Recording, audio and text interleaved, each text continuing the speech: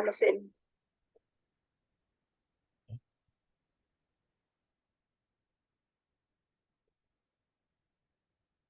Aiko.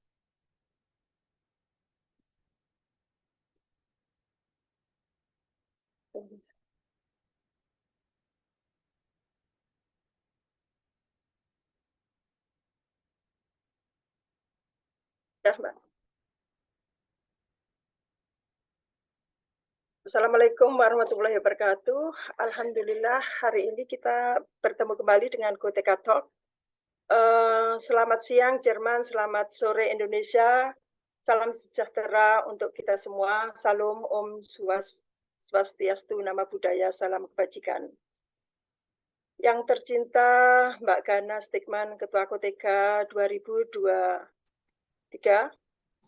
Goteka Traveler yang tergabung dalam komunitas Traveler Kompasiana sebagai peserta Goteka Talk yang ke-129 pada hari ini Sabtu 3 Juni 2023. Terima kasih atas kehadiran, semangat, dan perhatiannya. Saya nama Siti Asia sebagai moderator hari ini. Terima kasih atas kesempatan yang diberikan oleh Mbak Gana. Acara komunitas hari ini adalah sudah mencapai yang ke-129.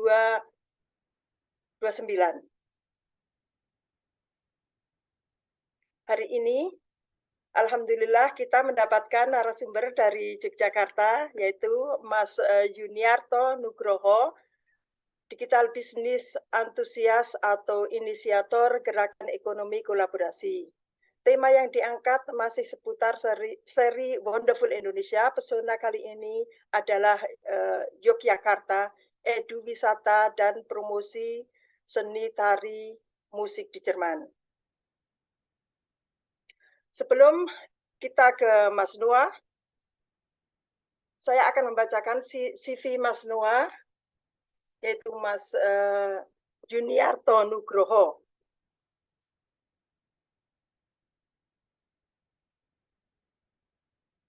Mas Juniarto Nugroho itu adalah pengelola Innovedu Group dari tahun 2012 sampai sekarang. Dia juga founder Fairkelkop dari 2022 sampai sekarang juga. Terus dia juga trainer, konsultan teknologi pendidikan dan bisnis digital dari 2010 sampai sekarang.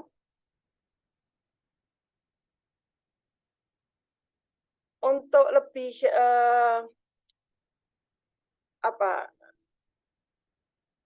untuk lebih tahu apa itu Innovedu atau apa itu Fairkel Group atau apa yang Mas Noah kerjakan selama ini, bisa nanti kita tanya dengan Mas Noah karena ini sangat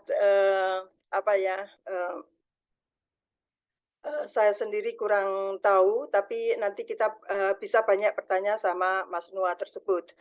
Dia dulu menjalani program pendidikan S2 manajemen di Universitas Terbuka, dan dia juga sangat aktif di dalam kemasyarakatan di Yogyakarta. Untuk selanjutnya saya persilahkan Mas Noah untuk menjelaskan semuanya, dan silahkan waktu saya serahkan kepada Mas Noah atau Mas Nugroho. Monggo Mas. Baik, terima kasih Mbak Siti. Assalamualaikum warahmatullahi wabarakatuh. Salam kenal rekan-rekan sekalian. Nah, kebetulan saat ini saya sedang di Jawa Tengah ya, walaupun begitu saya masih bolak-balik ke Jogja juga ya, untuk beberapa kegiatan yang masih saya jalani di Jogja gitu ya.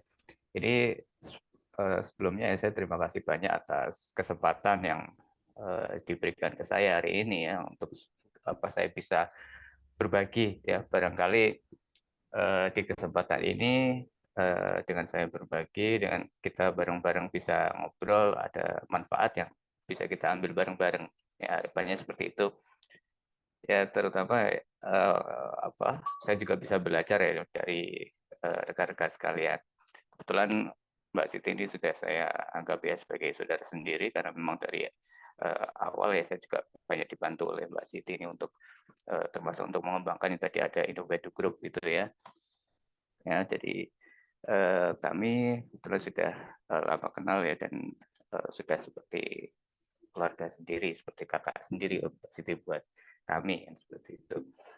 Nah, jadi ini ya mungkin sambil sekalian langsung saya share screen ya. Kalau komunitas ini ya yang saya tahu adalah komunitas traveler ya. Betul ya. Nah, jadi yang suka traveling kan gitu. Nah, kebetulan untuk kesempatan kali ini ya karena memang saya ini background-nya lebih ke ekonomi, ya izinkan saya untuk ngobrol ya tentang hal-hal yang terkait dengan ekonomi ya kaitannya sama pariwisata kurang lebihnya seperti itu atau mungkin juga ada ekonomi kreatif ya mohon izin untuk saya sharing ya saya bisa aja di bidang itu ya itu yang mungkin bisa saya sampaikan gitu. Nah, untuk ini saya sudah siapkan ya beberapa hal yang untuk kita itu bisa saling kenalan ya. Jadi saya sendiri ini memang pengelola dari usaha pendidikan ya. Jadi kami lebih banyak fokus ke usaha pendidikan itu untuk termasuk untuk yang persiapan untuk mereka yang mau ke Jerman. Jadi saya sama istri gitu itu dulu juga dibantu sama Mbak Siti untuk mengembangkan itu yang namanya Innovative Group itu. Nah sekarang saya juga banyak punya pemikiran ya itu lebih ke ekonomi kolaborasi. Jadi ekonomi kolaborasi itu apa yang mungkin nanti kita bisa obrolkan bareng-bareng. Nah, mungkin kalau di sini ada yang di Jogja juga atau dari Jogja, mungkin suatu saat kita bisa ngopi-ngopi bareng juga kan gitu. Nah, jadi saya ingin berbagi nih tentang implementasi dari ekonomi kolaboratif itu dalam hal menunjang ya industri pariwisata dan juga ekonomi kreatif di Yogyakarta. Ya, jadi kita tahu siapa yang nggak tahu Jogja ya. Jakarta itu kan pusat budaya ya yang kaya akan warisan sejarah seni dan sebagainya. Jadi siapa sudah yang nggak tahu karakteristik Jogja yang seperti itu ya tempat pariwisata yang populer gitu yang orangnya dikenal ramah dan setiap waktu ada destinasi baru gitu, di Jogja. Nah, cuma ini di Jogja ini penuh dengan hal-hal yang unik ya, penuh dengan anomali juga ya. Jadi kadang orang itu bingung ya kalau sudah pernah nyemplung di Jogja kok rasanya kalau sudah jauh itu pasti punya rasa kangen, punya rasa rindu. Ya, jadi seakan-akan Jogja ini isinya cuma rindu ya, kepingin pulang ke Jogja, balik lagi ke Jogja. Dan hal yang mungkin berkesan juga di situ ada angkringan ya. Makanya di sini ada penggalan dari sajak yang ditulis oleh Joko Pinurbo ya mengatakan Jogja itu terbuat dari rindu pulang dan angkringan. Ya, nah ini mungkin kalau nanti pada ke Jogja atau ada yang pulang ke Jogja sekarang kan Malioboro juga sudah berubah ya jadi ramah pedestrian dan pedagang-pedagang juga sudah dipindahkan di spot-spot ya beberapa spot di situ pedagang Malioboro yang dulu banyak di pinggiran jalan itu ya sekarang sudah bersih jadi hanya ada toko-toko nah, pedagang itu nanti mereka sudah direlokasi di situ di tempat relokasi itu ini bisa ditemukan ini tulisannya Jogja terbuat dari rindu, pulang dan angkringan ya. Sekarang sudah lebih tertata ya kalau untuk Malioboro-nya itu. Nah, ya, jadi seperti saya bilang tadi, Jogja itu unik ya, penuh anomali. Kalau eh, beberapa waktu yang lalu mungkin ada yang sempat baca berita ya, kalau Jogja ini katanya termasuk daerah termiskin ya, satu Pulau Jawa itu. Jadi termasuk daerah miskin. Tapi ada yang aneh ya. Kalau orang Jogja itu katanya eh, apa namanya harapan hidupnya itu paling tinggi. Jadi kalau kayak di Kulon Progo itu rata-rata orang bisa hidup sampai 75 tahun. Ya, yang katanya itu daerah apa miskin, tapi kok mereka malah bahagia. Jadi paradoks ya seakan-akan itu. Ini anomali apa kayak gini ya. Jadi kalau dari katanya BPS ya Badan Pusat Statistik itu dia bilang kalau berdasarkan angka, berdasarkan pengeluaran orang Jogja ini apa masih tergolong ini miskin gitu. Gitu. Tapi kok anehnya mereka ya enjoy aja dengan kondisi itu. Jadi malah apa ya, ya tetap bisa menjalani hidup ya. Jadi kalau orang Jogja itu pasti terkenal kalau UMR-nya juga rendah ya. Jadi dengan UMR yang rendah, terus yang kerja cuma satu, itu dibagi untuk satu keluarga, jadinya kurang gitu. Nah itu salah satu mungkin penyebab kenapa kok pengeluarannya sedikit dan dianggap masih kategori miskin ya karena pengeluarannya masih kurang dari rata-rata ya, kayak gitu. Nah, ya itu kalau orang Jogja itu lebih nerimo ya, hidup sederhana, rajin menabung. Jadi nggak kelihatan kalau pengeluarannya banyak karena memang ditabung sebenarnya. Tapi juga mereka itu eh, apa ya, nerimo ya kondisi seperti apapun nerimo itu. Jadi kalau ada yang mungkin percaya yang namanya berkah ya, berkah itu eh, apa ya? Jadi kalaupun kita dapat rezeki cuma sedikit, tapi itu nggak kurang gitu, itu tetap cukup. Nah, jadi kepercayaan seperti ini masih masih ada di dalam benak masyarakat di Jogja. Jadinya orang kalau lihat kondisi seperti ini ya bingung sendiri, aneh ini. Wong katanya miskin kok hidupnya bisa panjang dan bahagia kan gitu. Jadi anehnya Jogja seperti itu salah satunya dari sisi sosial masyarakatnya ya. Nah, nah ini saya mau perkenalkan diri juga lebih apa ya. Kalau tadi mungkin sudah sedikit disampaikan Mbak Siti yang mengenai profil saya ya. Kebetulan dulu saya memulai usaha ya, usaha pendidikan tadi yang saya sampaikan ya dengan istri itu sekitar di tahun 2012 mulainya ya, dan alhamdulillah itu kami bisa waktu itu bisa terus ada perkembangan sehingga dari sebagian hasil itu bisa di eh, apa sampaikan ke masyarakat sekitar ya. Jadi ya dimulai dari mungkin memberikan anak-anak ya sekitar itu apa makanan atau ya berbagi makanan, berbagi apa dikasih les gratis gitu ya. Terus berbagi sama ibu-ibu rumah tangga yang ada di sekitar tempat tinggal ya sampai mereka juga kita ajak untuk bisa berbisnis gitu ya. Punya usaha bareng-bareng. Waktu itu ada bikin usaha catering, ada juga ininya apa istilahnya outletnya orang bisa makan di situ gitu.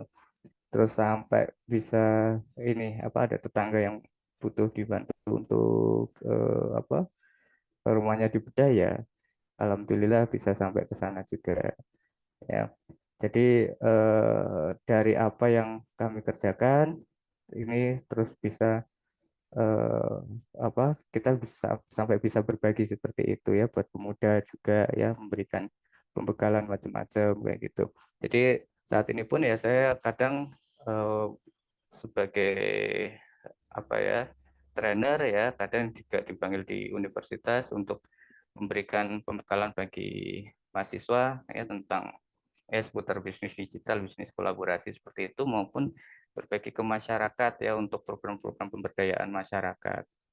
Jadi kebetulan saya coba dari pengalaman yang ada ini, saya jadi bisa berbagi lebih jauh lagi ke masyarakat ya, termasuk tadi saya bisa menemukan kira-kira kalau di masyarakat itu kekurangannya apa kok mereka masih apa gitu-gitu aja, padahal dari pemerintah sendiri itu pasti dari waktu ke waktu, dari tahun ke tahun itu pasti ada bantuan ya untuk masyarakat gitu.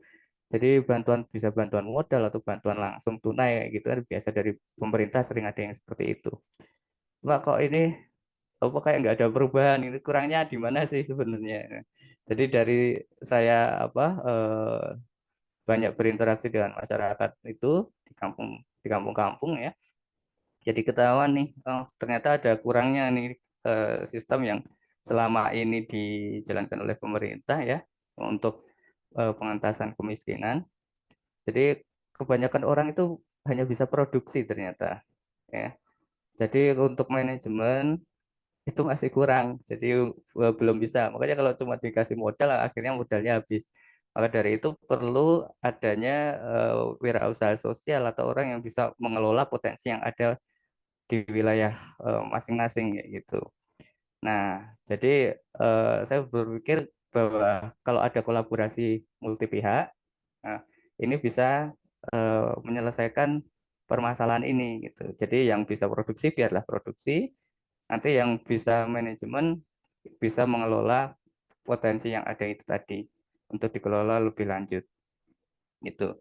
Makanya untuk sampai ke sana saya coba mengembangkan wadah yaitu namanya Circle Coop tadi. Jadi Circle Coop ini adalah sebuah koperasi modern ya. Kalau orang Indonesia mungkin koperasi itu taunya simpan pinjam atau orang yang mungkin keliling kampung ngider apa uang gitu ya. Jadi rentenir gitu. Nah, padahal kalau kayak di Eropa yang namanya koperasi itu ya wadah untuk berkolaborasi kan gitu. Nah, jadi ini saya coba membawa spirit koperasi yang seperti yang ada di Eropa untuk diimplementasikan ke masyarakat. Jadi ada yang namanya istilahnya koperasi multi pihak saat ini atau koperasi platform gitu. Kebetulan koperasi dari pemerintah ini kemarin ada Undang-Undang Cipta Kerja, terus ada Permenkop nomor 8 tahun 2021 tentang koperasi multi pihak. Ya, karena kalau di luar negeri kan sudah ngetren lebih dulu, di Indonesia ini telat banget, tapi ya nggak masalah. Mumpung sekarang eranya kolaborasi, pemerintah memang perlu mengadakan produk peraturan yang seperti itu. Jadi muncullah yang namanya tadi Circle Coop ya, saya coba inisiasi itu. Nah, ini kebetulan juga di Jogja, Sultan itu lagi punya visi ini untuk lebih banyak eh, pembangunan ke arah selatan ya. Jadi selatan Jogja. Jadi daerah Bantul, Gunung Kidul, Kulon Progo itu yang sebelumnya di dinilai masih masyarakatnya masih banyak yang miskin ya, karena pembangunan sebelum ini lebih banyak terfokus ke kota Jogja maupun di wilayah Sleman gitu. Jadi di sana itu Sleman di kota Jogja lebih maju lebih dulu ya, daripada yang di daerah selatan. Nah, ini sekarang sudah semakin banyak pembangunan termasuk tempat-tempat wisata ya. Sekarang sudah semakin banyak di wilayah selatan dan ada penghubung ya. Sudah ada infrastruktur yang menghubungkan daerah-daerah di wilayah selatan. Jadi ada jalannya ya sampai membelah gunung-gunung itu menuju ke pantai-pantai yang ada di Gunung Kidul. Jadi kalau yang sudah pernah ke Gunung Kidul, terus kalau dulu kan mungkin lewat jalannya kayak kurang kurang bersahabat ya, naik turun kayak gitu. Kalau sekarang kan sudah ada jalan yang membelah gunung itu kayak gitu, jadi nggak perlu sampai seperti dulu gitu. Nah, untuk itu terus juga ada bandara, terus nanti rencana juga ada infrastruktur sampai tol laut kayak gitu ya. Jadi Jogja benar-benar mau bersiap juga untuk e-commerce ya, mendukung sebagai pusat e-commerce dengan adanya infrastruktur tadi. Ya, jadi untuk pariwisata, ekonomi kreatif, Jogja lagi berusaha untuk membangun itu semua menjadi agar bisa menjadi peluang bagi masyarakatnya. Cuma ya tadi saya lihat kalau cuma ya pemerintah bikin infrastruktur itu bagus sekali, tapi kalau juga pemerintah cuma sekedar memberikan modal ke masyarakat itu cuma akan hilang begitu aja, banyak yang hilang begitu aja karena tidak memahami manajemen tadi. Jadi saya coba dengan rekan-rekan untuk mengembangkan pola yang baru, yaitu tadi ekonomi kolaborasi itu ya. Jadi ekonomi kolaborasi itu lebih cenderung tadi memanfaatkan potensi multi pihak ya, dari berbagai pihak, ada yang bisa manajemen atau yang bisa produksi, bisa berinvestasi barang maupun dana dan sebagainya, itu menjadi satu kesatuan ya, sehingga dia bisa menghadirkan layanan atau menghadirkan produk atau menghadirkan platform ya untuk pelanggannya atau usernya. Nah, jadi kalau di luar negeri, di Eropa lah ya, mungkin di Jerman ya, saya kasih contoh untuk Jerman itu ada Fairmondo, pasti ada yang sudah pernah dengar Fairmondo. Jadi seperti kalau di Indonesia ada Shopee, ada Tokopedia, tapi ini dimiliki oleh apa, koperasi gitu, oleh bareng-bareng kayak gitu. Nah, juga untuk Fairmondo ini sekarang juga sudah nyebrang sampai Inggris ya, kabarnya seperti itu. Itu koperasi. Kalau di Indonesia nggak ada yang seperti ini, bukan koperasi, tapi yang berkembang adalah perusahaan ya, PT, yang investornya banyak dari asing ya, termasuk paling besar dari Cina. Gitu. Kemudian ada seperti Airbnb ya, ini Airbnb ya, jadi koperasi platform itu di mana host itu memiliki platformnya. Jadi yang punya properti-properti penginapan-penginapan itu jadi satu ngumpul ini dalam wadah koperasi yang namanya Airbnb. Kalau di Indonesia mungkin ada Red Doors, ada Oyo kayak gitu. Tapi kalau Oyo, Red Doors itu kan bukan koperasi. Nah, kalau yang ini Airbnb itu seperti Airbnb tapi dia adalah koperasi. Kemudian untuk Fair Price ini sendiri ada juga ini Fair Price kalau di Singapura ya. Jadi itu usaha retail yang dimiliki oleh warga Singapura yang sudah menguasai ya pasar Singapura. Nah, kalau di Indonesia belum sampai seperti itu. Ya, belum sampai koperasi terus kok bisa punya retail terus bisa banyak menguasai ya untuk pasar di Indonesia gitu. Jadi hal seperti ini di Indonesia masih tergolong belum banyak orang yang mengetahui, padahal kalau kita lihat ya bahwa kita katanya ini punya apa ekonominya ekonomi Pancasila, kita punya dasar-dasar Pancasila kan gitu. Cuma yang ekonomi Pancasila yang berbasis gotong royong tadi, yang katanya digotong royong oleh berbagai pihak, tapi itu saat ini kok kayaknya belum belum apa nggak kuat gitu, nggak kuat kalah dengan pola-pola ekonomi yang konvensional itu. Eh, ini ada chat mungkin langsung saya tanggapi aja ya. Yang terakhir ini ada kelompok kerja program. Oh, ya ini tadi yang di apa perkampungan itu tadi ya, yang tadi saya coba jadi apa namanya menginisiasi masyarakat untuk membangun apa warganya ya. Jadi bareng-bareng untuk bangun warganya agar bisa lebih baik gitu. Jadi dari sisi kesejahteraannya ya, tadi masalah ekonomi ya dengan diajak bikin usaha. Terus kalau untuk kayak yang tempat tinggal belum layak ya, gimana caranya jadi punya tempat tinggal yang layak gitu. Ini tadinya kayak tetangga belakang tempat kami dulu itu ya, itu rumahnya seperti ini nih, kelihatan ya gambarnya ya. Nah, ini kan terus dibongkar. Nah, jadi selama 20 tahun mereka tinggal di gubuk yang reot, ya hampir jatuh gubuknya. Terus untuk tidur ya itu susah ya, sampai kakinya itu naik ke atas gitu kalau untuk tidur karena apa kondisinya seperti itu. Nah, jadi ini kami coba ajak masyarakat bareng-bareng ya. Kita coba bergotong royong untuk kesejahteraan sesama kayak gitu. Jadi ini bangun rumah tetangga pun ya bareng-bareng nih, satu satu wilayah itu ayo diajak bareng-bareng bangun bangun rumah ini yang butuh dibantu kayak gitu ya. Nah, setidaknya ya itu dari pengalaman-pengalaman dengan masyarakat itu ya kami jadi bisa belajar dari masyarakat bahwa kondisinya itu seperti apa sih ya kalau di masyarakat itu pola sosial ekonominya ya, dan bagaimana mencari solusi untuk itu. Nah, jadi untuk saat ini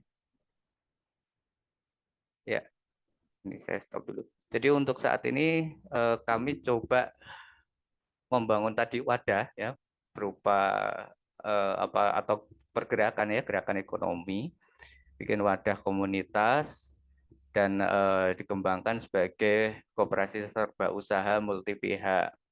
Nah, jadi multi pihak di sini itu kami memang terdiri dari berbagai pihak ya. Jadi ada yang tadi seperti saya sebutkan, ada yang manajemen ya, bisa manajemen ya taruh di manajemen, ada yang bisa produksi ya, bisa produksi, nanti kerjasama membangun produk-produk ya yang sekiranya bisa apa dikembangkan, bisa lebih terserap pasar kayak gitu.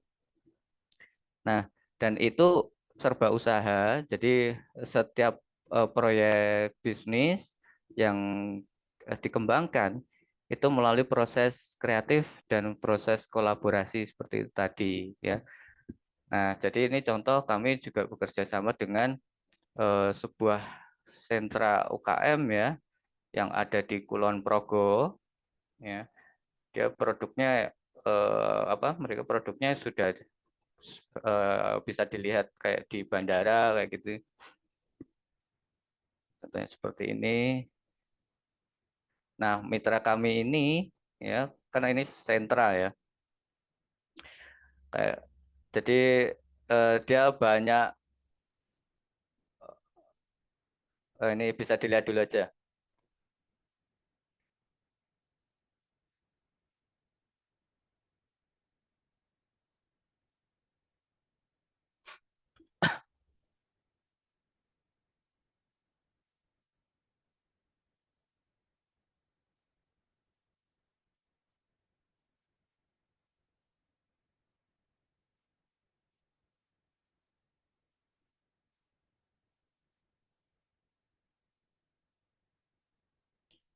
Oke, jadi mitra ini ya, rekan kami ini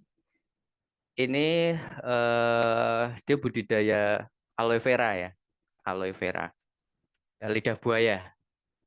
Nah, ini dia olah jadi berbagai macam produk ya. Jadi berbagai macam produk ini biasa terus dipasarkan melalui berbagai kanal ya, bahkan dia sendiri juga sudah ekspor untuk beberapa produk. Nah, untuk contoh kolaborasi yang kami harapkan ini bisa apa ya punya dampak ya untuk masyarakat sekitar ya. Itu contohnya seperti ini.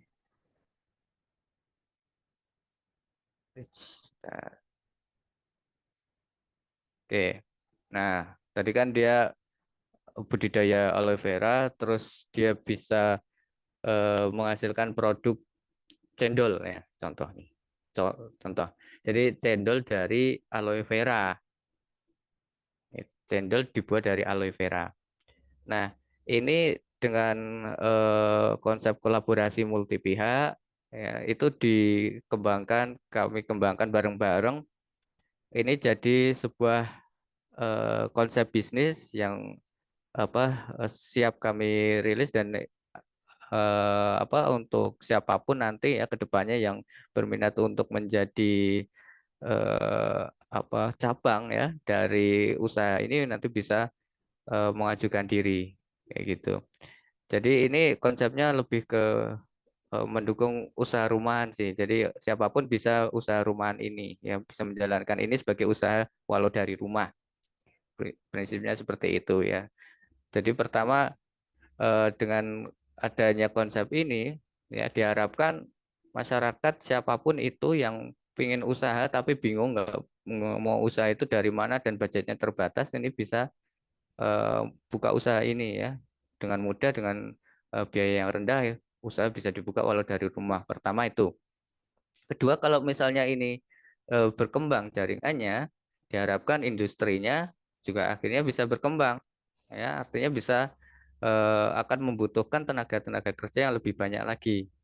Gitu. Nah, konsep-konsep seperti ini yang ingin kami terus kembangkan. Jadi kenapa tadi pilih bentuknya ya koperasi serba usaha multi pihak, dengan konsep seperti ini kita bisa bikin proyek-proyek bisnis apapun itu proyek bisnisnya, terus setiap proyek bisnis atau unit bisnis itu nanti bisa punya cabang-cabang dan bisa akhirnya harapannya bisa menumbuhkan industri-industri yang bisa ini mendukung ya dari setiap unit bisnis yang terbentuk itu. Nah, selain ini kami juga ada konsep multi pihak untuk usaha pendidikan juga. Ya, ini kalau yang ini di Gunung Kidul, kalau yang tadi di Kulon Progo pusatnya, kalau yang ini ditaruh di Gunung Kidul ya sebagai pusat usaha untuk pendidikan. Nah, ini untuk anak-anak. Kebetulan kemarin juga ada ini ex Primagama ya yang sebagai mitra ya untuk pengembangan ini. Nah, terus ada juga ini. Nah, ini yang terakhir terkait dengan wisata yang ada kaitannya dengan wisata langsung ya. Kalau tadi kan ekonomi kreatif, ini lebih banyak ke wisata. Artinya dengan adanya platform ini kami bisa bekerja sama dengan pihak yang berperan sebagai vendor ya untuk memberikan layanan seperti untuk kendaraan ya bagi wisatawan ya atau penginapan seperti itu tadi ya, seperti contoh tadi ada Airbnb, tapi ini kami coba hadirkan apa-apa yang dibutuhkan wisatawan nanti bisa ada di sini, bisa di booking juga, orang juga akan bisa tahu produk-produk yang ada di ekosistem kami itu apa aja.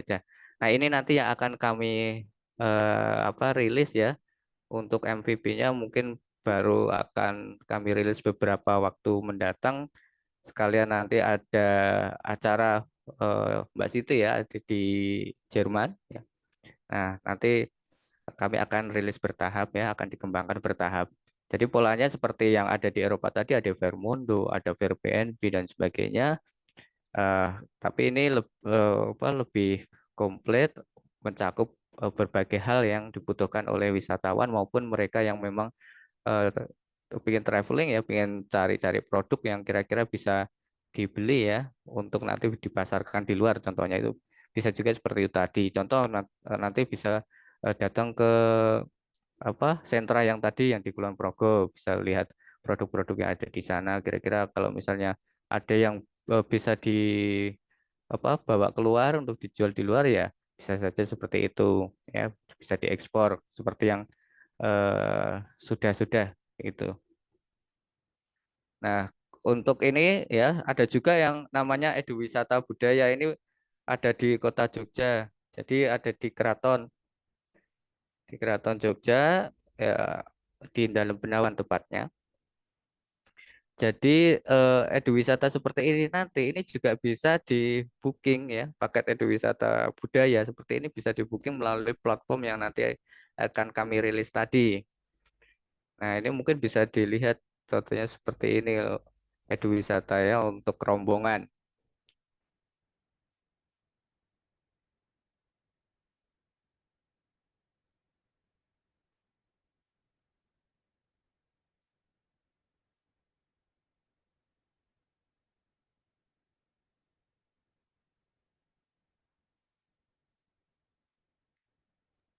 nggak ada suaranya ya, Mas? No. Oh, nggak ada suaranya. Coba saya cek.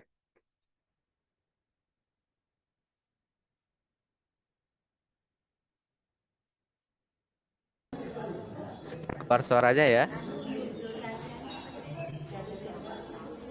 Nah, jadi ini rombongan bisa datang ke Jogja, merasakan sebagai apa ya, seakan sebagai bagian dari Keraton Jogja ya. Jadi kami coba mengembangkan yang seperti itu di wisata budaya, di mana orang itu bisa menikmati sajian-sajian khas keraton ya, terus ada juga kesenian khas ya dari Jogja, terus bisa ikut workshop ya. Kalau untuk wisata seperti ini bisa ikut workshop, misalnya membatik atau bikin baju ya pakai ekoprint kayak gitu bisa, atau yang lain.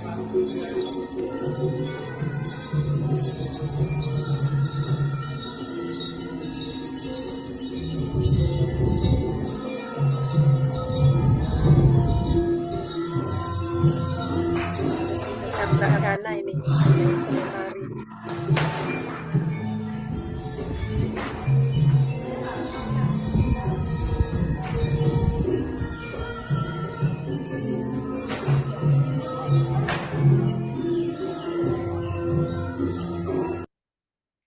Ya, nah nanti yang dari Jerman, dari Jakarta, Kalimantan dan sebagainya, nanti kalau ke Jogja bisa apa kontak kami atau booking lewat apa layanan kami tadi ya. Jadi booking misalnya mau pesen makanannya apa untuk berapa orang misalnya, atau butuh ada tarian atau diberikan ada workshop juga bisa, misalnya batik, nari dan sebagainya, itu akan bisa di booking, bisa booking ya lewat layanan tadi, lewat portal yang akan kami rilis tadi ya. Jadi itu yang kami kerjakan ya, kira-kira seperti itu. Jadi kami coba bikin wadah untuk apa potensi-potensi yang tadinya tersebar ini jadi ditata ya.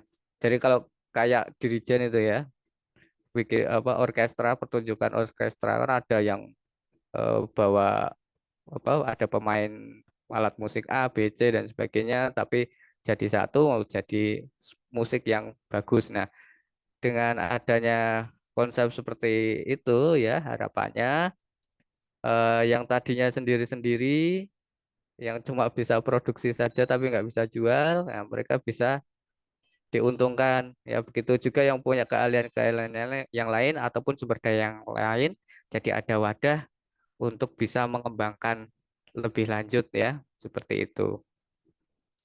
Oke, nah ini kira-kira kalau ada yang bertanya ini saya jawab langsung atau nanti lewat moderator? Eh, presentasinya sudah, Mas Noah. Ya setelah Sejauh ini ini mungkin. sudah ya. Oke, sudah Pak. Sampai sini Sekarang dulu. kita bisa lanjut ke tanya jawab, dan kalau ada yang mau bertanya langsung silahkan menyalakan videonya. Ini dalam chat sudah banyak pertanyaan, banyak sekali pertanyaan-pertanyaan. Tapi kalau ada yang mau langsung bertanya, bisa bertanya langsung sama Mas Noah. Silahkan, monggo, siapa yang mau bertanya langsung.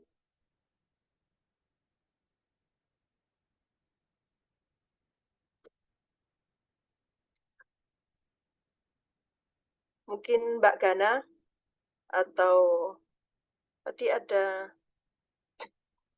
ini ada pertanyaan dari Mbak Yose yang dari Aceh. Apa Mbak Yose mau ini bertanya langsung? Atau saya bacakan? Mbak Yose, halo. Seneng sih Halo, sebenarnya, sudah kangen sama Mbak Yose, lama nggak ketemu. bukan.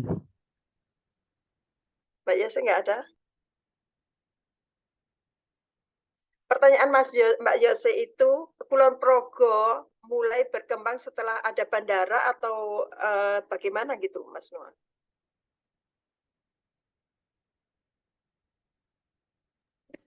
Sebenarnya ini cuma apa menambahkan aja. Ini pernyataan ini, bukan pertanyaan ya. Iya. Oke. Ya kebetulan saya kan juga tinggalnya di Sleman. Oh gitu. Oh, sedikit. Cuman ya kebetulan saya juga mau nanya sih. Oh, Di Jogja kan ada tur bis yang sumbu filosofi ya.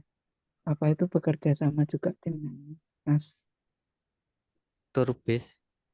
Iya, yang dari apa Dinas Pariwisata.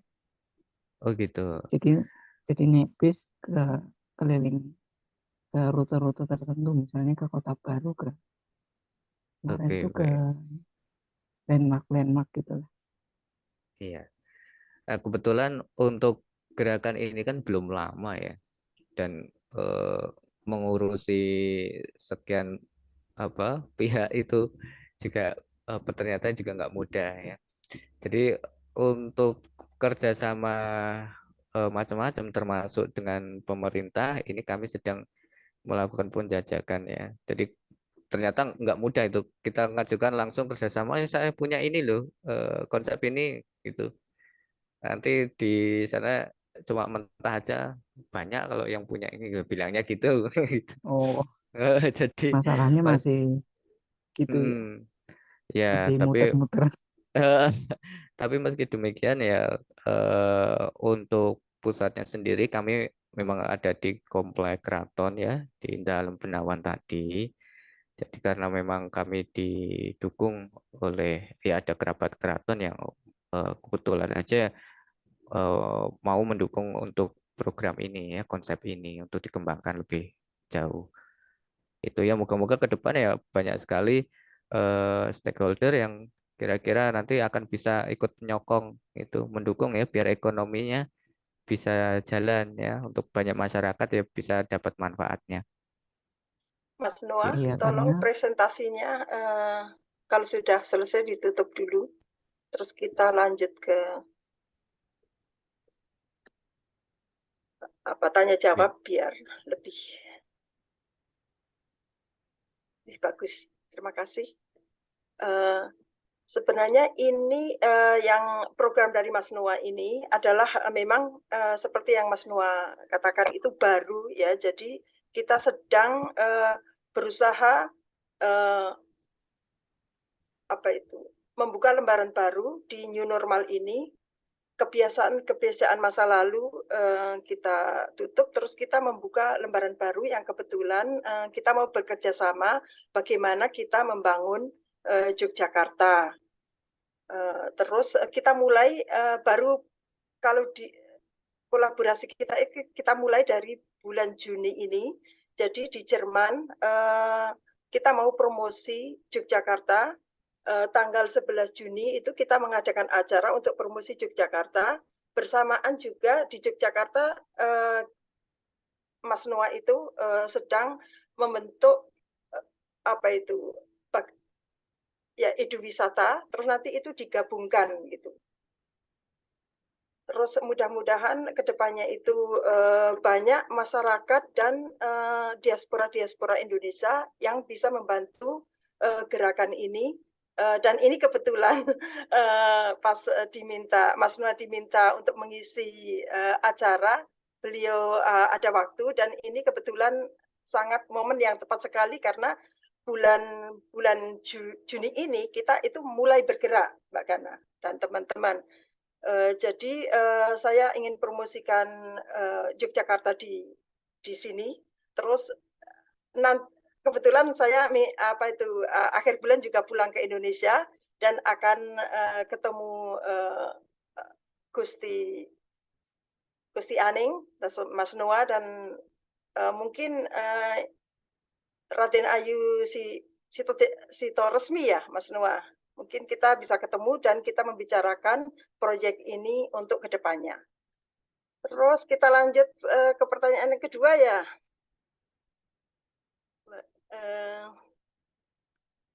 Ini dari Mas Wahyu Sabta apa di sini? Ada di sini? Pak Wahyu Sabta dari Mbak Wahyu, Semarang. Dari maaf. Semarang.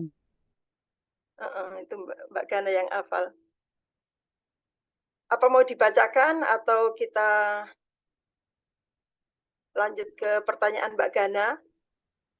Silahkan Mbak Gana dulu, nanti Mbak Wahyu mungkin bisa menyusul. Biar rame, silahkan Mbak Gana kalau mau bertanya. Ini. Monggo Mbak Gana. Bentar, ya. Oke, terima kasih Mas Nugroho ya atas waktunya hari ini, atas kesempatannya, atas presentasinya. Menarik sekali ya.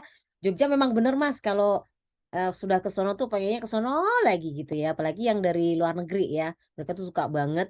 Saya masih ingat ada orang tuh 20 tahun yang lalu pergi dari Sumatera ke Yogyakarta. Terus masih ingat banget waktu mereka naik kereta api dengan ratusan orang Jerman, itu satu grup ya, mereka jalan-jalan itu atas undangan dari Menteri Pariwisata waktu itu Job Ave.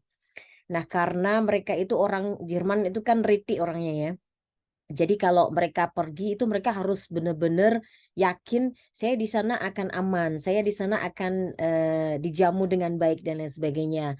Terus mereka juga tidak sendiri, jadi mereka perginya selalu grup. Mereka bilang, wah asik banget mereka naik kereta tuh dari Jakarta ke Yogyakarta. Lihat sawah, lihat ini tuh sampai sekarang masih teringat sekali. Cuman sekarang mereka udah tua ya, umur 80-an. Jadi mungkin untuk kembali lagi akan sangat sulit dengan kondisi stamina yang tidak seperti 20 tahun yang lalu.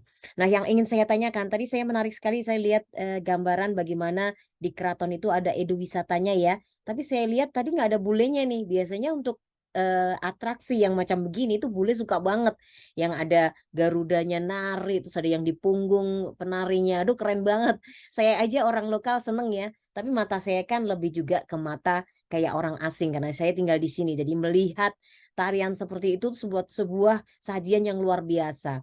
Nah, apakah dari keraton itu juga memiliki satu upaya atau satu proyek bagaimana supaya eduwisata dari keraton itu juga semegah misalnya Prambanan atau keraton wisatanya dan lain sebagainya. Terus bagaimana pula mereka mempromosikannya di luar negeri karena kan tadi Mbak Siti bilang bahwa akan ada program yang menjadi pondasi untuk mempromosikan Jogja ini di Jerman karena kan sekarang baru dimulai. Kalau dulu-dulu mungkin sudah di seluruh dunia tuh kayak di Amerika, di Eropa itu Jogja itu udah dipromosiin di mana aja sama Kemenparekraf misalnya. Tetapi ini kan oleh masing-masing institusi atau individu yang mungkin lebih kecil dari Kemenparekraf. Mungkin Mas Nugroho bisa menjelaskan bagaimana sih dari pihak keraton sendiri dalam eduwisata ini promosinya. Saya kira itu aja. Terus pertanyaan lain nanti mungkin nyusul ya. Saya lupa tadi mau nanya apa, saya udah nulis nih. Terima kasih. Oke, baik, saya jawab. Kebetulan untuk keraton, ya, keraton itu sebenarnya mencakup wilayah yang luas ya. Jadi zaman keraton yang di era sekarang sama yang dulu itu sudah banyak perubahan ya yang aslinya. Nah sekarang ini kebetulan dari pihak keraton pingin suasana masa lalu itu pingin dikembalikan ya. Jadi yang zaman dulu itu contohnya ini. Bentar ada.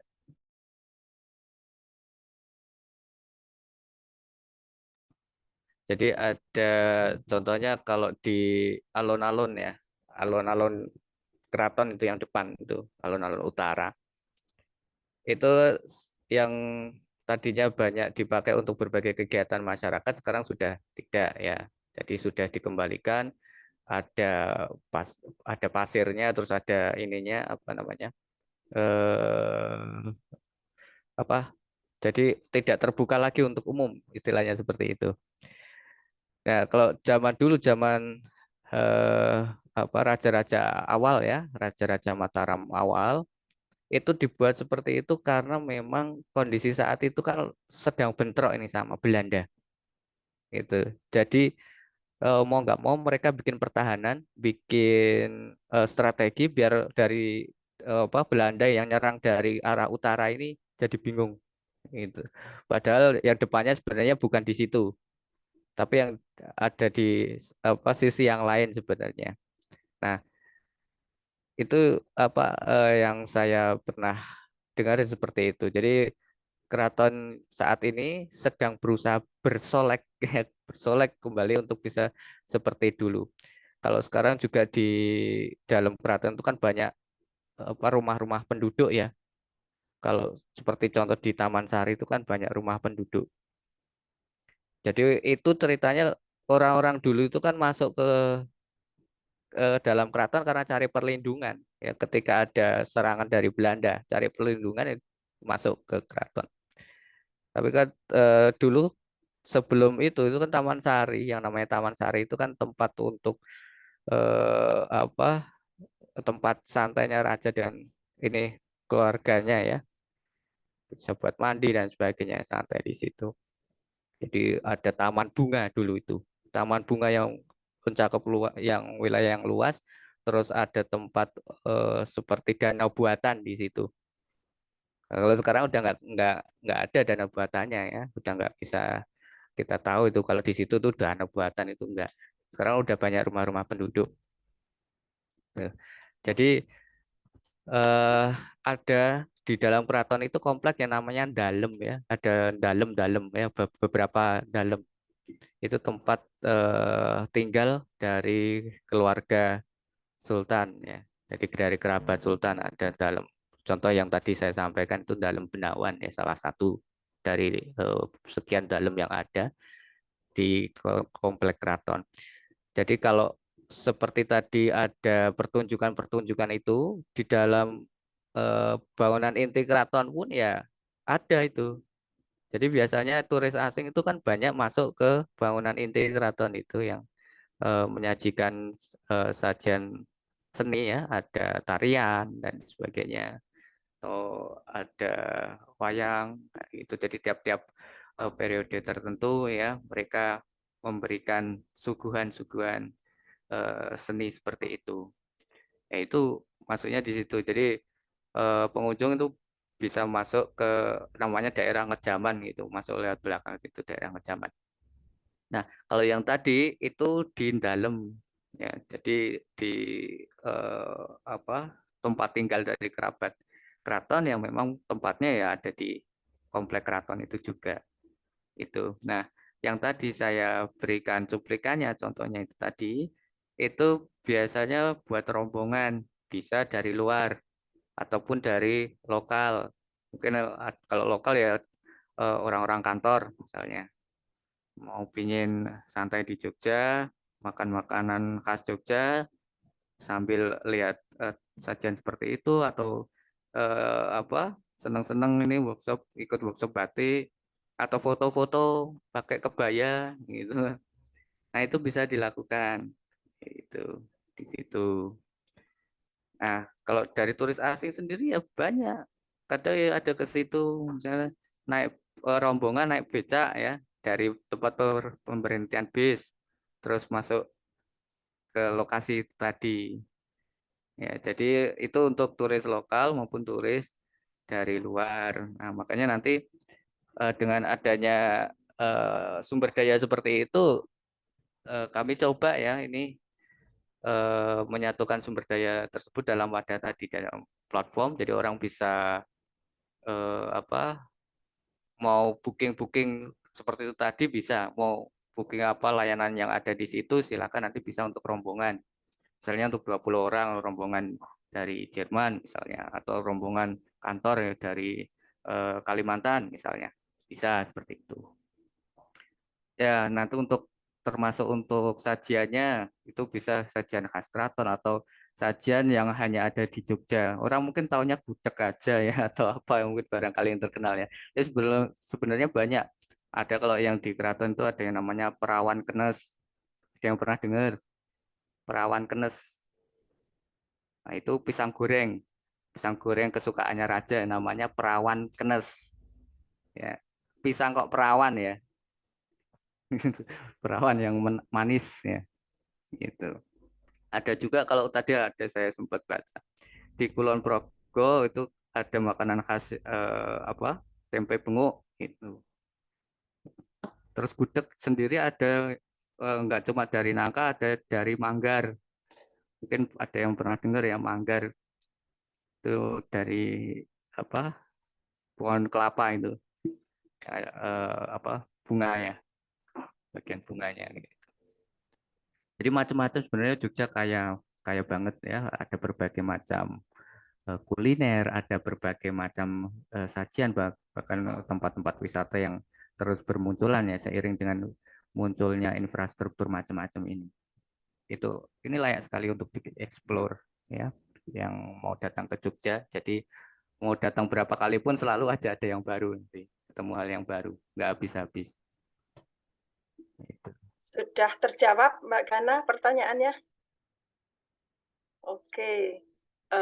Sangat menarik sekali. Jadi kalau mau ke Jogja, ada Mas Noah sekarang, kita kenal sama Mas Noah, bisa bertanya untuk segala hal.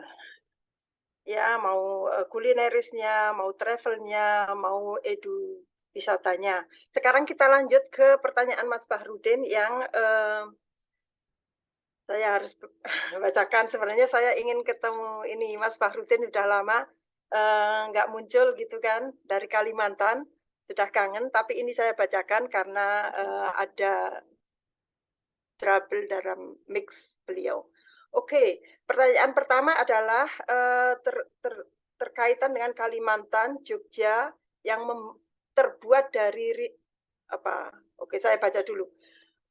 Menarik terkait Kalimantan, Jogja yang terbuat dari rindu dan pulang tadi. Apakah ada mitos tertentu terkait hal tersebut di Jogja yang membuat orang akan rindu Jogja lagi? Misal seperti kami di Kalimantan ada mitos bahwa siapapun yang meminum air sungai dari Sungai Kalimantan, maka sejauh apapun dia pergi, suatu saat nanti pasti kembali lagi ke Kalimantan. Itu pertanyaan yang pertama. Yang kedua adalah terkaitan kooperasi platform tadi. Apakah ada mekanisme bagi hasil juga seperti kooperasi di Indonesia pada umumnya? Terima kasih. Monggo Mas Noah, itu pertanyaan 2 dari Pak Bahrudin yang ada di Kalimantan. Silakan. Kalau mitos itu di Jogja ini ya selalu aja ada yang namanya mitos ya. Seakan-akan hal yang terkait dengan spiritual itu sesuatu yang kental Jogja itu ya.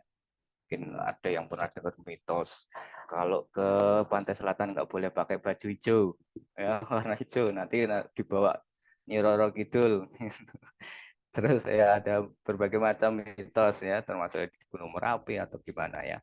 Tapi kalau soal rindu ini nggak ada yang bisa menjelaskan sepertinya. Karena apa ya, ini sudah jadi apa nggak tahu ya, pengakuan ya dari orang-orang yang pernah ada di Jogja ya, pernah datang ke Jogja, kok rasanya pengen balik lagi. Bahkan mungkin banyak mahasiswa yang akhirnya nggak pulang, menetap di Jogja, nikah di Jogja, ya, berkeluarga di Jogja, nggak ini apa, nggak mau keluar dari Jogja. Entah mungkin karena ada selalu ada hal yang baru ya, terus ada kalau mungkin masa-masa jadi mahasiswa itu mungkin masa-masa yang apa ada manis-manisnya barangkali atau mungkin ketika apa orang berkunjung ke Jogja untuk berwisata ya adanya kenangan yang menggembirakan ya, seperti tadi yang disampaikan oleh Mbak Gana tadi ya, walaupun sudah lama ada orang pernah datang ke Jogja udah lama masih diingat-ingat aja gitu. Nah, naik kereta dari Jakarta ke Jogja gitu ya. Nah, apalagi kalau sekarang ini ya ada itu kereta yang bagus juga ya dari Jakarta Jogja ya, Panoramix ya. Nanti keretanya bisa buka itu atapnya ya, jadi kelihatan kayak di dalam kaca, dalam akuarium Nah, sepanjang perjalanan bisa lihat sawah, bisa lihat apa. Itu masih bisa dilihat seperti itu. Dari Jakarta Jogja, Jogja Jakarta. Ada. Nah, itu pengalaman yang menarik juga bagi wisatawan ya. Sekarang ada yang seperti itu. Dan kereta-kereta juga sekarang ada banyak sekali, makin banyak yang melintas ke Jogja, apalagi kalau yang arah ke bandara, termasuk nanti juga ada jalan tol juga akan sampai Jogja, termasuk ini Bandung ke Bandung sampai Bandung itu bisa ada jalan tol juga kayak gitu. Jadi infrastruktur ini akan luar biasa sekali. Jogja mungkin jadi akan makin padat ya. Tapi ya orang ya mau-mau aja terus datang. Walaupun sekarang udah makin lama makin macet ya. Nggak tahu itu. Saya juga nggak bisa jelasin kenapa kalau orang pengen balik lagi kok. Terus kangen-kangen terus sama Jogja ya. Pengen balik lagi. Ya mungkin kalau dari orang yang cari rezeki pun ya kalau di Jogja kan ekonominya deres daripada kalau di daerah gitu. Kalau yang di pusat ya. Tapi sebenarnya kalau wilayah Jogja itu kan luas ya. Nah, yang tadi yang saya bahas itu eh, tetap ya memang ada terjadi ketimpangan, tapi setidaknya orang kalau lihat Jogja dari pusat itu ya nyeneng. Itu istilah Jawa nyeneng gitu. Nah, kemudian terkait koperasi platform, ya, koperasi platform ini sebenarnya seperti koperasi pada umumnya yang sudah ada di Indonesia, ya. Cuma bedanya sama koperasi yang tradisional, koperasi yang jadul, nah, ini beda sekali, termasuk dalam hal suara, karena ini multi pihak, satu pihak satu suara, bukan lagi sekedar satu orang, satu personal satu suara, enggak, tapi satu pihak satu suara. Jadi siapa yang tergabung dalam pihak itu nanti bareng-bareng rapat dulu menyatukan apa yang nantinya mau diusulkan. Jadi terus nanti ada rapat lagi yaitu rapat multi pihak. Itu bedanya dengan koperasi yang lalu ya. Tentunya kalau untuk masalah bagi hasil ya sama, ada SHU-nya. SHU itu ditentukan dari kontribusi masing-masing personal. Kontribusi ini bisa berupa apa aja, bisa berupa dana, bisa berupa keahlian, ya, bisa berupa barang, sarana prasarana, ya. Itu semua dihitung dalam jadi rupiah, terus nanti akan dibagi ya untuk SHU-nya menurut persentase rupiah tadi. Ya, bisa dipahami ya mungkin. Jadi koperasi platform itu punya mekanisme seperti itu tadi. Bedanya dengan koperasi yang lalu ini sifatnya multi pihak dan dia bisa berperan sebagai alternatif bagi PT untuk membuat startup ya. Kalau anak sekarang bilang startup, digital startup dan sebagainya ini bisa dipakai untuk alternatif di mana visi dari startup itu nggak bisa berubah ya, nggak bisa goyah walaupun ada investor baru yang masuk yang nilai resource-nya lebih sahamnya itu jadi mendominasi, nggak seperti PT. Kalau PT ada saham masuk ya, ada modal masuk dan dia sampai mendominasi, ya visinya bisa berubah. Kalau yang ini nggak bisa. Itu bedanya seperti itu. Mungkin itu ya. Ya, karena waktu sudah menunjukkan pukul, kita langsung saja ya menanggapi pertanyaan yang selanjutnya dari Pak Sutiono. Dan kalau Pak Bahrudin nanti ada pertanyaan lebih, sekarang kan sudah kenal sama Mas Noah, jadi kita bergerak di Yogyakarta. Saya juga bantu karena Mas Noah ini sangat kreatif sekali.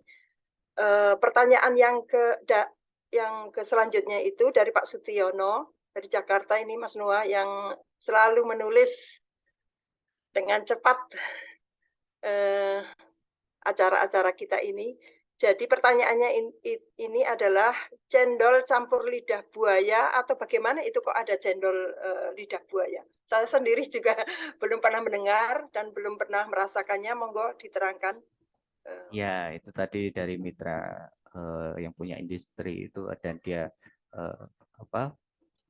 punya ini ya, kebun lidah buaya itu. Nah, jadi memang dari lidah buayanya itu yang dijadikan cendolnya. Bukan lidah buaya terus ada cendol gitu enggak, tapi memang itu yang dijadikan cendolnya. Rasanya itu gimana gitu ya? Nah, makanya nanti datang langsung. Kalau rasanya itu ya yang jelas itu punya khasiat lah ya.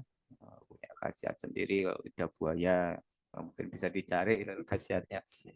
Dan itu memang sudah dikembangkan gitu. Dan mau kami kembangkan sebagai usaha rumahan ya, peluang usaha rumahan bagi masyarakat.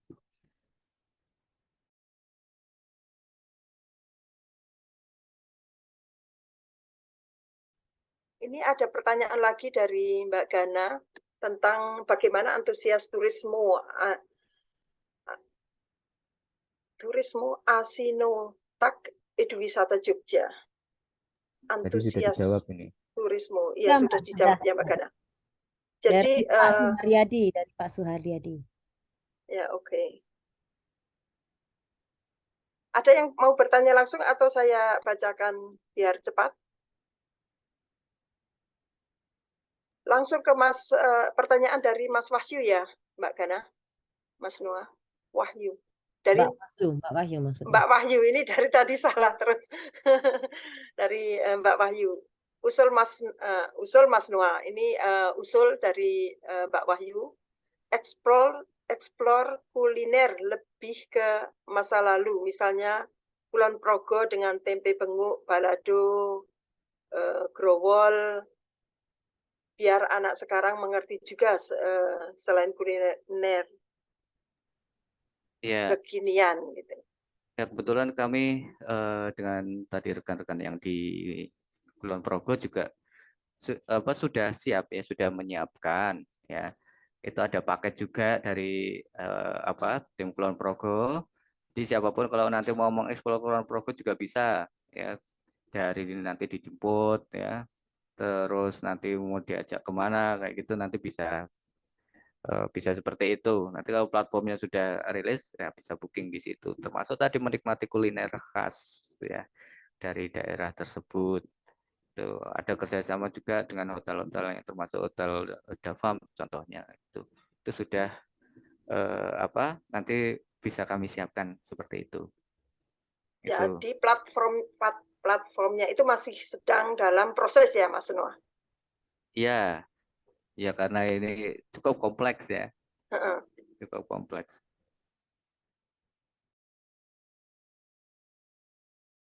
Pertanyaan dari Pak Sutiono lagi itu adalah paket Edu Budaya berapa hari itu Mas Noah? Iya, kalau untuk contoh tadi itu kan untuk 1 hari. Jadi untuk rombongan yang mau misalnya untuk istirahat atau sambil workshop ya, untuk seneng-seneng bareng-bareng satu rombongan gitu. Jadi paket 1 hari itu sekian jam. Nanti tergantung ininya apa yang mau dijalankan di situ apa aja. Apakah juga ada yang nari atau ada workshop yang lain gitu. Jadi nanti bisa milih kok itu. Jadi dalam hitungan jam.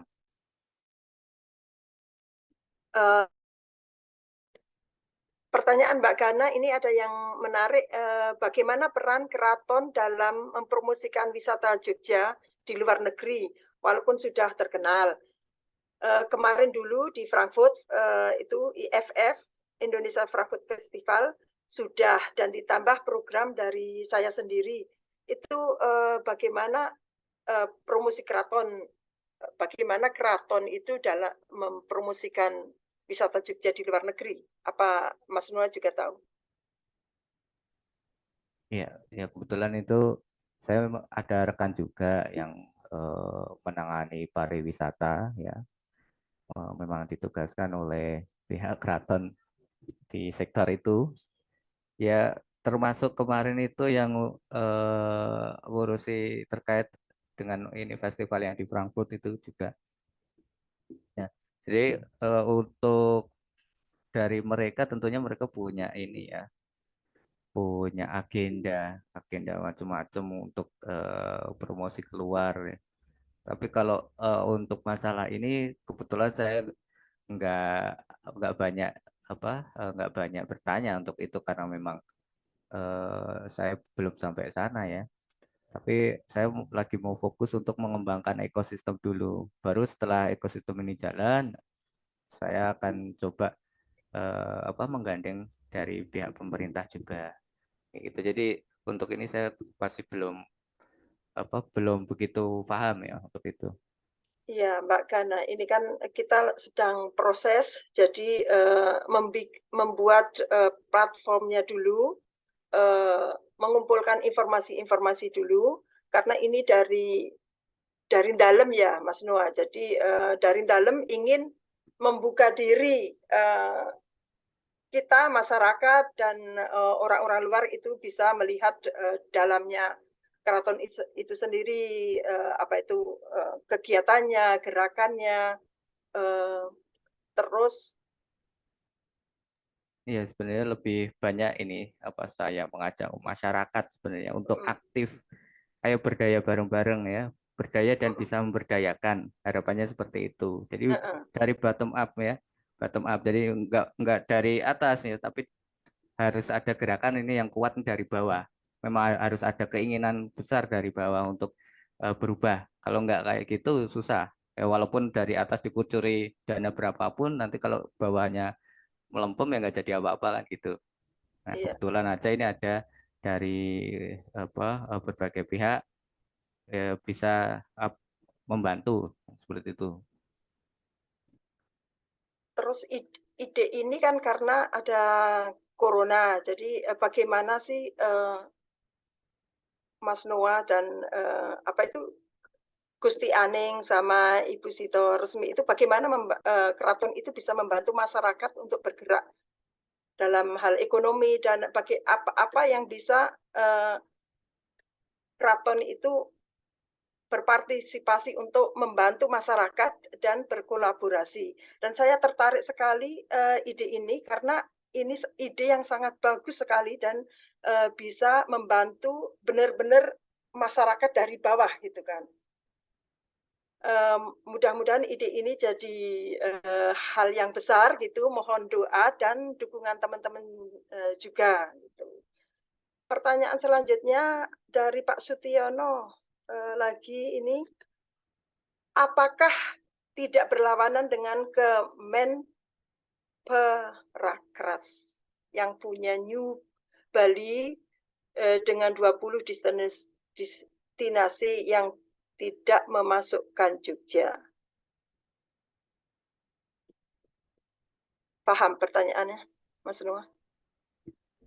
Ya, kebetulan ini kan kami gerakan ya, gerakan ekonomi. Jadi yang dimulai itu dari bawah, bukan dari atas ya, bukan dari pemerintah, tapi atas inisiatif sendiri, inisiatif kelompok ya, komunitas gitu.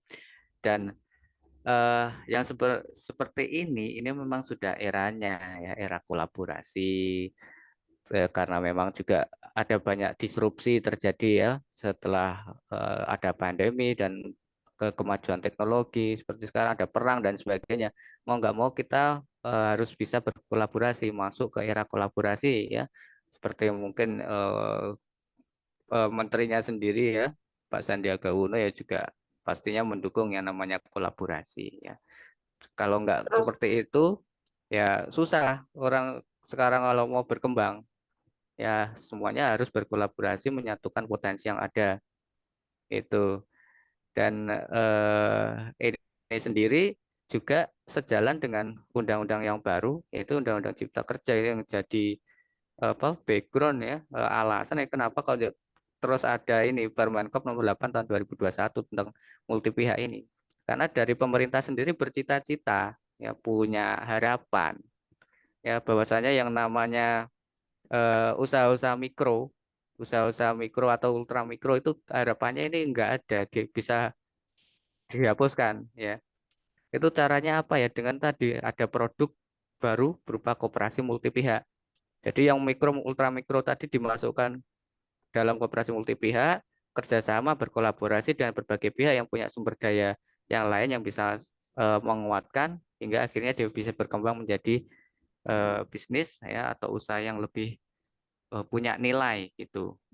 Nah, yang pernah saya dengar juga dari rekanan saya yang ada di lingkaran keraton itu sendiri ya, dan mereka sudah pernah bahas ini dengan kementerian terkait ya, Kemenkop UMKM, bahwasanya ya itu kondisinya seperti itu harapannya. Makanya muncul ada yang namanya koperasi multi pihak. Ini didukung. Sebenarnya yang namanya koperasi multi pihak atau koperasi platform ini sendiri ya sudah didorong untuk ada ya, ini landasan hukumnya oleh itu anak-anak muda. Jadi malah anak-anak muda ini sebenarnya aktif karena di luar negeri ini sudah ngetren gitu ya, sudah jalan dulu. Itu kalau kita itu sudah terlambat orang Indonesia ini. Itu. Jadi makanya sekarang ada yang seperti itu karena memang sudah masanya, sudah zamannya, dan dukungan dari pemerintah seperti tadi dan mengeluarkan produk berupa Permenkop yang mengenai koperasi multi pihak dan berbagai undang-undang terkait koperasi yang baru. Itu. Untuk program ini Pak Sutiono, saya mendukung dari luar negeri agar pemerintah pemerintah itu bekerja sama dengan keraton. Itu tujuan saya, kenapa saya bergerak dari luar negeri, agar membuka mata dan memudahkan juga gerakan masyarakat tersebut. Oke, karena waktu yang sangat mepet sekali dan ini masih banyak pertanyaan, saya akan bacakan dengan cepat gitu ya, seperti pertanyaan Mbak Suharti, gedung Siti Hinggil yang di alun-alun Kidul juga akan direnovasi. Ini pertanyaan, apakah akan direnovasi gedung Siti Hinggil itu, Mas Noah? Ya, yang saya tahu ya, ini yang jelas untuk wilayah keraton ya, yang seluruhnya itu memang sudah wacananya sudah lama ya, lama sekali, bahwa mereka itu ingin mengembalikan keraton seperti dulu. Ya, termasuk sudah ada kalau bagian yang pojok beteng, seperti pojok beteng contohnya, ini sudah dipugar ya, yang tadinya ada jalan masuk itu sekarang pun sudah nggak ada kayak di pojok beteng kulon kayak gitu. Jadi benar-benar mau dikembalikan ke seperti zaman dulu ya, dengan adanya keistimewaan dan sebagainya seperti itu, mereka berharap bisa mengembalikan seperti dulu kayak gitu ya, termasuk mungkin bagian-bagian keraton yang lain tentunya kan gitu. Itu wacananya sudah lama. Lanjut ke pertanyaan Mbak Nisa, ini banyak sekali. Mbak Nisa itu bertanya, boleh di-share Mas Noah tip-tip agar kita bisa kreatif event semacam eduwisata seperti Mas Noah lakukan. Kebetulan saya ada rencana untuk buat wisata edukasi di Bogor, target market untuk anak-anak sekolah. Pertanyaan kedua adalah, pertanyaan atau masukan, kalau di tempat Mas Nugroho, berapa kira-kira kisaran rank harga yang ditawarkan ke target market? Apakah kegiatan sudah include termasuk dengan makanan, cendol, atau ada tip menentukan harga untuk eduwisata ini? Oke, pertanyaan pertama, kami konsepnya ini kerjasama multi pihak. Jadi setiap unit bisnis yang ada di bawah koperasi itu ya, karena koperasi sebuah usaha, itu melibatkan pihak-pihak yang akhirnya berkumpul membentuk unit tersebut ya. Jadi kalau misalnya seperti untuk membuat event ini, ada yang memang dia koordinator yang bertugas sebagai koordinator ya untuk mengelola vendor-vendor misalnya. Ada juga yang fokus ke manajemen ya.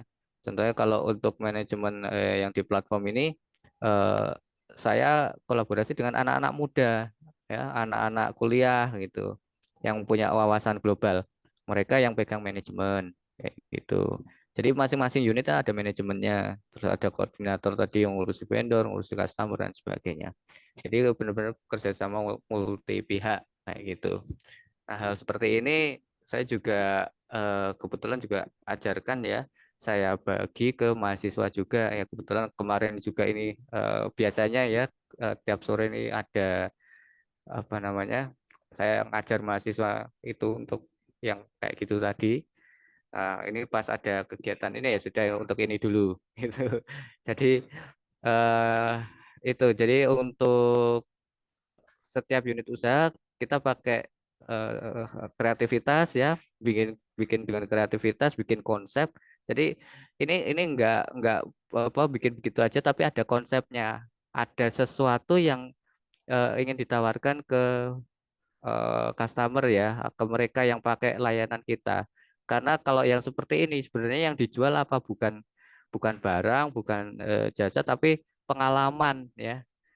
Kan apa mereka itu eh, membeli apa? Membeli pengalaman gitu, membeli experience-nya ya. Experience-nya apa yang mau dicapai kalau misalnya dalam studi kasus tadi yaitu dia bisa merasakan sebagai misalnya bagian dari keraton, oh bisa pakai baju kebaya kayak orang dulu, bisa merasakan makan makanan zaman dulu kayak gitu, bisa nonton pertunjukan yang sudah lama kayak gitu, yang sudah berumur lama, sudah tua kayak wayang dan sebagainya.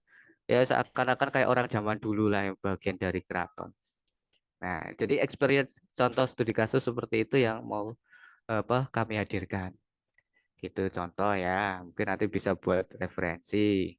Nah, kalau untuk range harga dan sebagainya untuk apa itu nanti bisa lewat website ya, kan nanti bisa milih mau makanannya apa untuk berapa orang, mau pertunjukan apa ya, mau workshop apa gitu, itu nanti ada di websitenya kayak gitu ya. Kebetulan saya ada background IT ya, saya kembangkan juga platform ini gitu. Jadi ada background manajemen sama IT, jadinya seperti ini ya. Nah, kalau untuk sekolah ini luar biasa sekali kalau mau ya, karena sekarang ada kurikulum merdeka.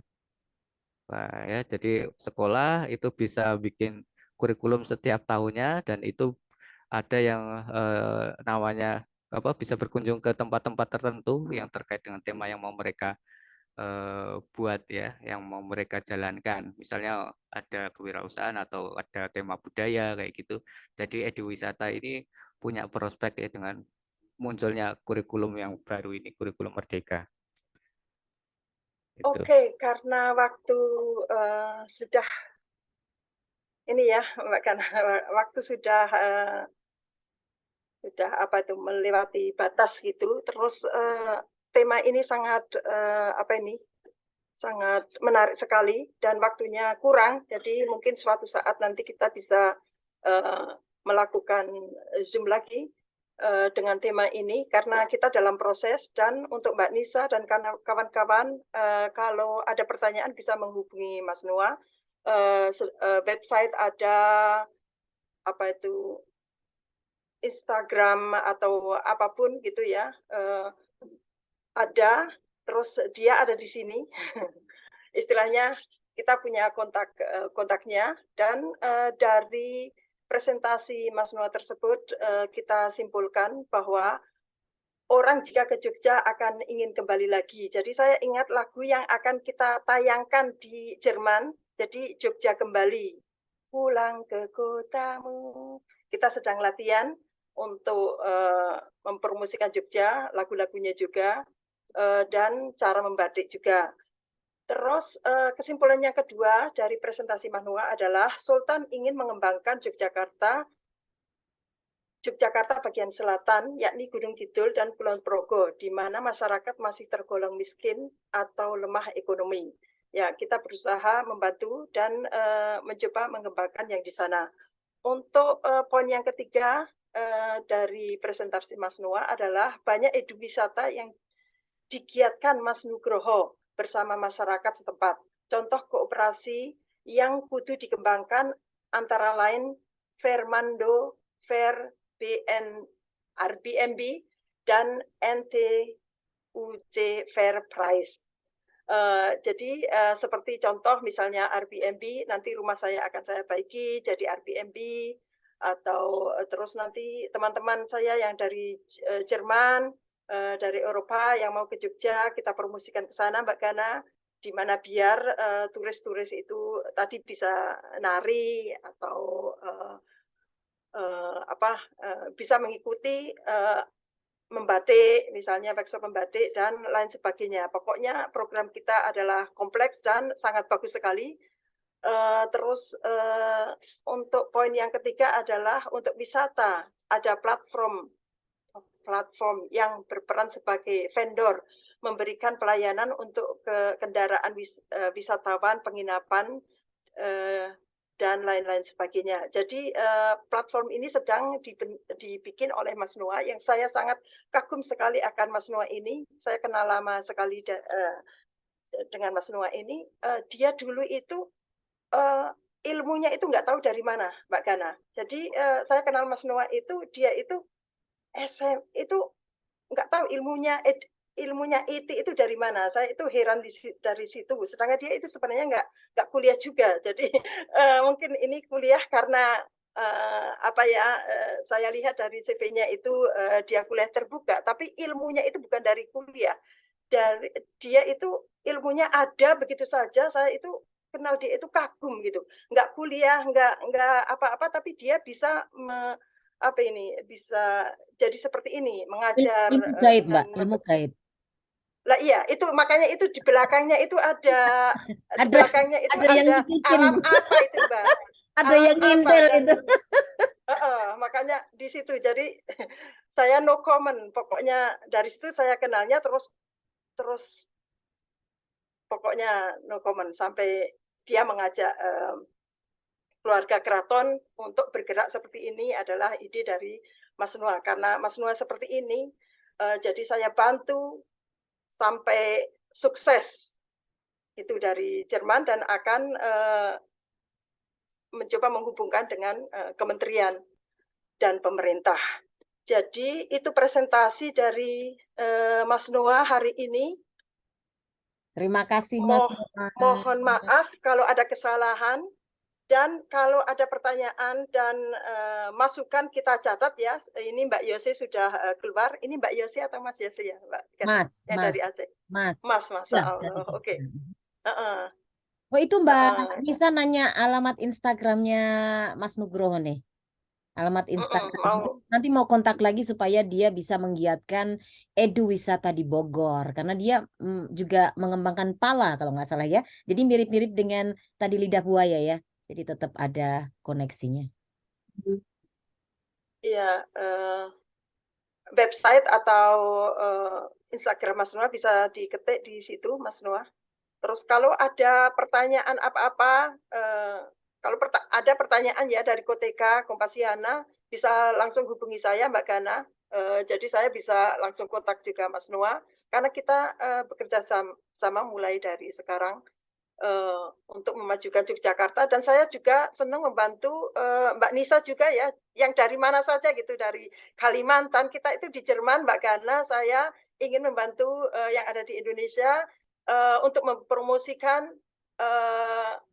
apa saja, pokoknya kita mencoba memajukan Indonesia dengan cara kita ya, dengan traveling, dengan apa. Dan karena saya masih punya anak, jadi nanti saya akan travel saya dengan senang hati ke Jogja, ke Bogor, ke Kalimantan, kemana-mana untuk memajukan ya kita semua ya, Koteka Kompasiana.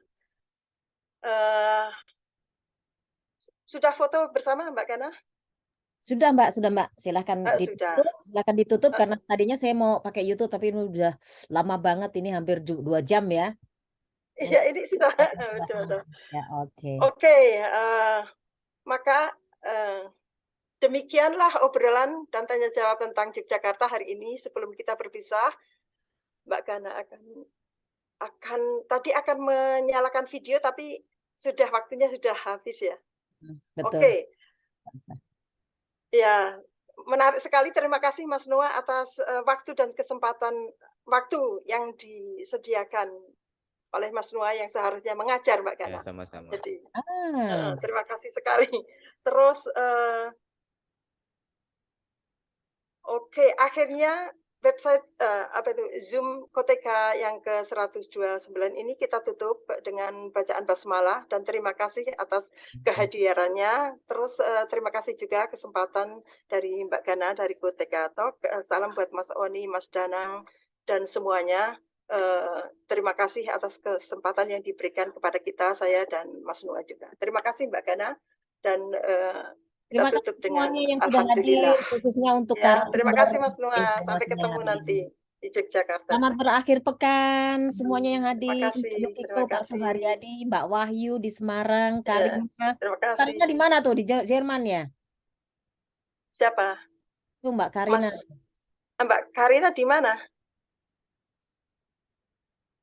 Nggak kedengeran Mbak suaranya. Karina, iya, Pak Bruno di Suti. Jakarta, Mbak Nisa di Bogor, Bahrudin di Kalimantan. Iya. Wah, keren banget ini Indonesia nih. Mbak Karina suaranya belum nih. Nggak dengeran tadi ya. Hongkong, Mbak Gana panggil ya. Hongkong. Oh, orang Jogja, Mbak Karina. Terima kasih ilmunya. Mbak Karina orang Jogja, ini dari Hongkong bisa nyambung nih. Iya, Hongkong. Biken. Ah, lagi weekend. Wah, Biken. Mbak Ah. Biken. Iya. Ah, Mbak Mudah-mudahan. Biken. Ah, pakai nama Karina, Mbak Biken. Walah, ini dari Semarku 3com. Jadi dari Barusan ikut kelas Turki pakai nama itu, jadinya gabung lagi sini masuk. Jadi Mbak Karina ini anggota dari komunitas Traveler Kompasiana. Bukan, Semarku 3com. Semarku 3. Kompasiana Salam ya, kenal Mbak Siti Aisyah. Semarang, Kudus, dan sekitarnya. Wah, ada di Hongkong nih. Mau ke Hongkong siapa nih? Coba. Satu kali nanti share tentang Hongkong ya, Mbak ya. Ah, siap. Nah, terima kasih Ya. semuanya yang sudah hadir ya. Silakan meninggalkan ruangan dan kita jumpa lagi Sabtu depan dengan tema dan tentu saja narasumber yang berbeda ya. Supaya kita akan semakin bangga dengan kekayaan Indonesia, kekayaan alamnya dan mempromosikannya dengan soft promosi ya lewat Zoom, Koteka Talk seperti hari ini. Terima kasih Mbak Gana. Terima kasih. Terima kasih Mbak Bikin. Waduh, senangnya. Semuanya, Mbak. Bye. Assalamualaikum. Bye. Waalaikumsalam.